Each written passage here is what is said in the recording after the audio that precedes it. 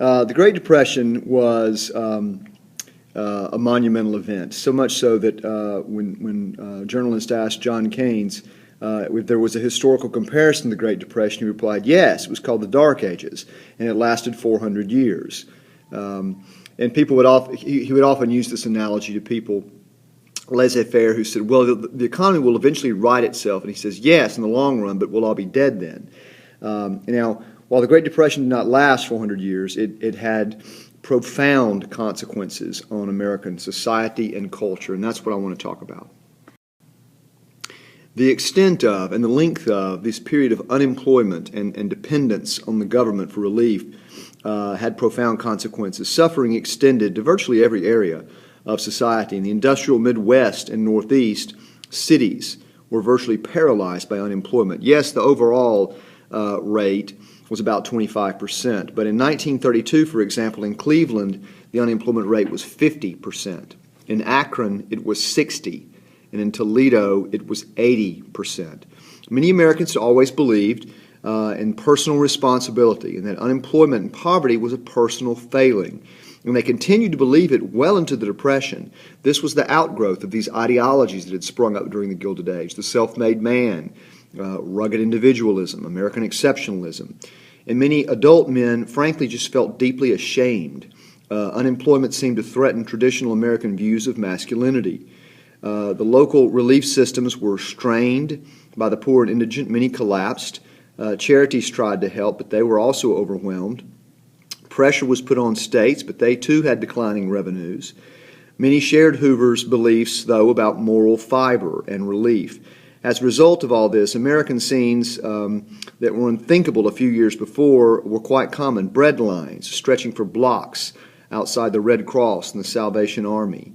Thousands searching through garbage cans for scraps or waiting outside restaurants hoping to get plate scrapings. Nearly 2 million men, young men, rode freight cars wandering the country or just wandered the rails. It was an incredible era of desperation. In rural areas, conditions were in many ways worse. Farm incomes declined 60% between 1929 and 1932. 1/3 of all U.S. farmers lost their land. Let me repeat that. 1/3 of all U.S. farmers lost their land. And this at the end of a long period of land where we'd seen farmers becoming sharecroppers on what land they once owned. And of course, this was all exacerbated by the ecological disaster in the Midwest, the Dust Bowl. It is a measure of how productive the American farming system was that, however depressed the market for agricultural products was, the farm economy through the 1930s continued to produce far more food than Americans could afford to buy. Prices continued to decline, and the deflationary death spiral continued. As a result, many farmers, like the urban unemployed, left their homes in search of work. Particularly in the South, many dispossessed farmers, both black and white, wandered from town to town looking for jobs or handouts. Hundreds of thousands of families from the Dust Bowl traveled to California and other places, finding conditions there a little better. They worked as agricultural migrants, picking crops for starvation wages. We see here on the right one of the migrant camps in California. It doesn't look that much like the promised land they'd hoped it would be. Throughout the nation, the problems of malnutrition and homelessness grew at an alarming rate. Hospitals reported a striking increase in deaths from starvation. Shantytowns sprung up on the outskirts of virtually every American city. I want to spend some time talking about specific groups and their experience in the Depression. First, African Americans. Blacks had not shared much in the prosperity of the 1920s, but the Great Depression was still devastating for them. As much as everyone suffered, they suffered more unemployment. They suffered more malnutrition, more homelessness, more disease than they had in the past, and proportionally more than whites in the Great Depression. As the Depression began, more than half of all African Americans still lived in the South, despite the Great Migration. Most were still farmers, and many were forced off land, either for economic reasons or by landlords who found sharecropping was no longer profitable. Some of these blacks forced off rural land migrated to southern cities. But unemployed urban whites felt they had a first claim on the few jobs, and so they took jobs as janitors, street cleaners, domestic workers, displacing blacks who had done these jobs before. And as the Great Depression grew worse, whites in many southern cities began to insist that all African Americans be dismissed from their jobs. In Atlanta, there was a fascist group, the Black Shirts, in 1930, who had a slogan, no jobs for black people, but insert the epithet, until every white man has a job. In some places, intimidation and violence were used to drive blacks from their jobs. By 1932, over half of all Southern blacks were unemployed. Unsurprisingly, therefore, many Southern blacks, perhaps 400,000, moved north in the 1930s, continuing the Great Migration. The Great Migration was not a movement of blacks from the South to the North in World War I. It started in World War I, but it continued throughout the 20s, the Great Depression, and frankly, the 40s and 50s. There, in the North, they generally found somewhat less discrimination, but conditions were a little better than the South. In New York City, black unemployment was a little less than 50%, not much better than it had been in the South. It was higher in some cities. 2 million African Americans were on some kind of relief in 1932. Traditional patterns of segregation and disenfranchisement survived unchallenged in the South during the 1930s.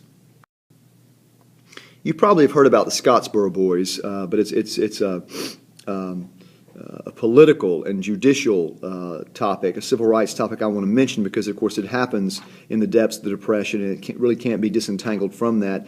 The short story is 9 black teenagers were taken off a freight train in 1931 near Scottsboro, Alabama, but the actual place was Paint Rock, Alabama. They were arrested for vagrancy. And some white women on the train claimed that they had been raped. Probably not true. 8 were sentenced to death. The Supreme Court overturned the convictions in 1932. Then there were new trials that wore on. The International Labor Defense, which was the legal defense wing of the Communist Party, helped, and the NAACP helped. None was ever acquitted. 4 had charges dropped. 4 had early paroles. 1 escaped, but the last one was not freed until 1950. They had never done anything. I mentioned the NAACP a minute ago. The Great Depression was a time of important changes in the role of leading black organizations.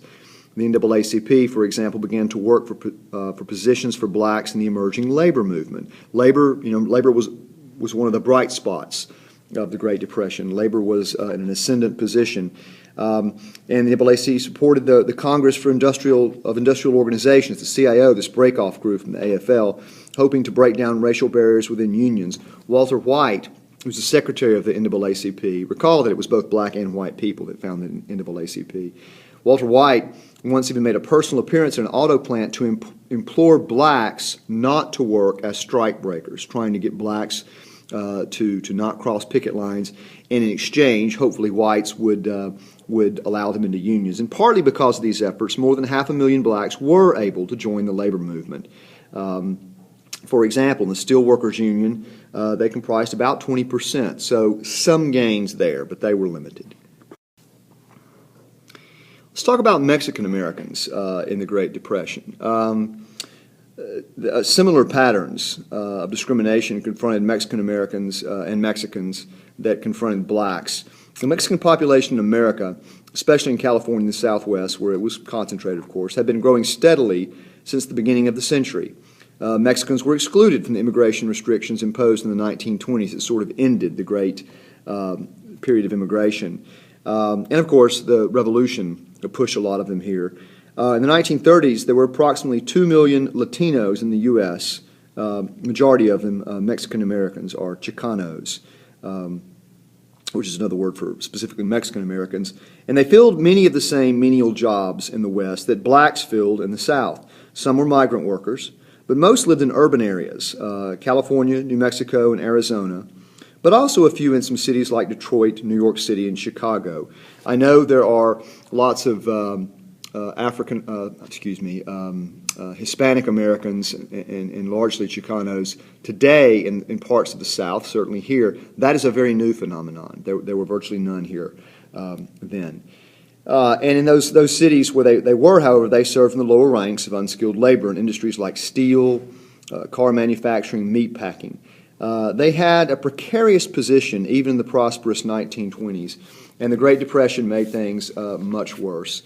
As in the South, unemployed Anglos in the Southwest demanded jobs once held by Hispanics, jobs they had previously considered beneath them.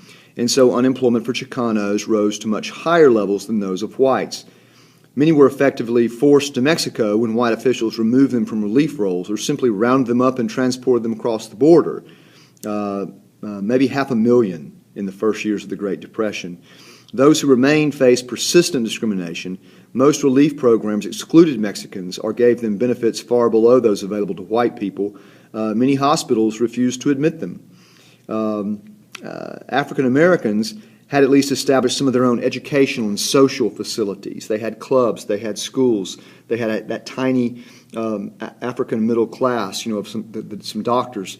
But Hispanics had fewer supports like that. They found little help. Even those with U.S. citizenship were treated as foreigners.